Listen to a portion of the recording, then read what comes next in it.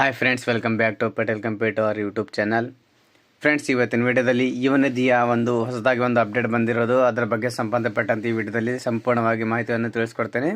ಮೊದಲಿಗೆ ನಮ್ಮ ಚಾನಲ್ಗೆ ಏನಾದರೂ ನೋಡ್ತಾ ಇದ್ದರೆ ನಮ್ಮ ಚಾನಲ್ಗೆ ಸಬ್ಸ್ಕ್ರೈಬ್ ಆಗಿ ಹಾಗೂ ಪಕ್ಕದಲ್ಲಿರುವ ಬೆಲ್ ಬಟನನ್ನು ಆನ್ ಮಾಡಿದನ್ನು ಮರಿಬೇಡಿ.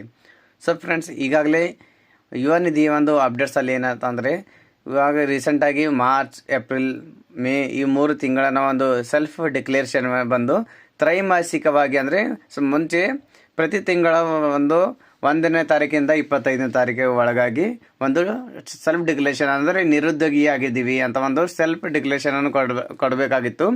ಆದರೆ ಸುಮಾರು ಒಂದು 6 ತಿಂಗಳ ಮುಂಚೆ ಏನು ಮಾಡಿದ್ದಾರೆ, ತ್ರೈಮಾಸಿಕವಾಗಿ ಒಂದು ಸೆಲ್ಫ್ ಡಿಕ್ಲೇರೇಷನ್ ಮಾಡುವಂಥ ಆಪ್ಷನ್ ಬಂದಿದೆ. ಈಗಾಗಲೇ ಒಂದು ತ್ರೈಮಾಸಿಕ ಒಂದು ಸೆಲ್ಫ್ ಡಿಕ್ಲೇರೇಷನ್ಗೆ ಮೇ ತಿಂಗಳಲ್ಲಿ 1ನೇ ತಾರೀಕಿಂದ 25ನೇ ತಾರೀಕುವರೆಗೂ ಒಂದು ಸೆಲ್ಫ್ ಡಿಕ್ಲೇರೇಷನ್ ಮಾಡುವಂಥದ್ದು ಒಂದು ಆಪ್ಷನನ್ನು ಬಂದಿತ್ತು. ಆ ಆಪ್ಷನಲ್ಲಿ ಮಾರ್ಚ್, ಏಪ್ರಿಲ್ ಹಾಗೂ ಮೇ ತಿಂಗಳಿನ ಒಂದೇ ಬಾರಿಗೆ 3 ತಿಂಗಳ ಒಂದು ಸೆಲ್ಫ್ ಡಿಕ್ಲೇರೇಷನ್ ಮಾಡೋದಕ್ಕೆ ಆಪ್ಷನ್ ಕೊಡಲಾಗಿತ್ತು. ಅದರಲ್ಲಿ ಯಾರ್ಯಾರು ನಿರುದ್ಯೋಗಿ ಆಗಿದ್ದೀರಾ ಅವರು ಮಾರ್ಚ್, ಏಪ್ರಿಲ್, ಮೇ 3 ತಿಂಗಳಿನ ಯಾರ್ಯಾರು ಸೆಲ್ಫ್ ಡಿಕ್ಲೇರೇಷನ್ ಮಾಡಿದಾರ, ಈಗಾಗಲೇ ಮಾರ್ಚ್ ತಿಂಗಳಿನ ಹಣ ಎಲ್ಲರ ಖಾತೆಗೂ ಕೂಡ ಆಲ್ರೆಡಿ ಜಮಾ ಮಾಡಲಾಗಿದೆ. ಹಾಗೂ ಕೆಲವೊಬ್ಬರಿಗೆ ಏಪ್ರಿಲ್ ತಿಂಗಳಿನ ಹಣ ಕೂಡ ಇಲ್ಲಿ DBT ಮೂಲಕ ಹಣವನ್ನು ಜಮಾ ಮಾಡಲಾಗಿದೆ. ಅದರಲ್ಲಿ ಯಾರ್ಯಾರಿಗೆ ಇನ್ನೂ ಏಪ್ರಿಲ್ ತಿಂಗಳಿನ ಹಣ ಬಂದಿಲ್ಲ ಅಂಥವರಿಗೆ ಪ್ರತಿಯೊಬ್ಬರಿಗೆ ಪುಸ್ಟ್ DBT ಮಾಡಲಾಗಿದೆ. ಅದೇ ರೀತಿಯಾಗಿ ಮೇ ತಿಂಗಳಿನ ಹಣ ಕೂಡ ಇಲ್ಲಿ ಪ್ರತಿಯೊಬ್ಬರಿಗೊಂದು ಇಲ್ಲಿ ರಾಜ್ಯ ಸರ್ಕಾರ ಇವತ್ತಿಂದ ಏನು ಮಾಡಿದ್ದಾರೆ, ಈಗಾಗಲೇ ಒಂದು 2-3 ದಿನಗಳ ಮುಂಚೆ ಪುಸ್ಟ್ DBT ಮಾಡಲಾಗಿದೆ.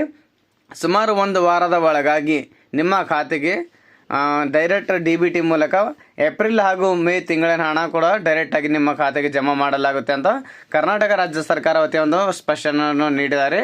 ಈಗಾಗಲೇ ಮುಂಚೆ 2-3 ತಿಂಗಳಿನ ಹಣ ಕೂಡ ಪೆಂಡಿಂಗ್ ಇಡಲಾಗ್ತಾ ಇತ್ತು. ಆದರೆ ಇವಾಗ ಸೆಲ್ಫ್ ಡಿಕ್ಲೇರೇಷನ್ ಯಾರು ಮಾಡಿದಾರ ಪ್ರತಿಯೊಬ್ಬರಿಗೆ ಕಂಪಲ್ಸರಿಯಾಗಿ ಆದಷ್ಟು ಬೇಗ ಒಂದು ಹಣವನ್ನು ಜಮಾ ಮಾಡಲಾಗ್ತಾ ಇದೆ.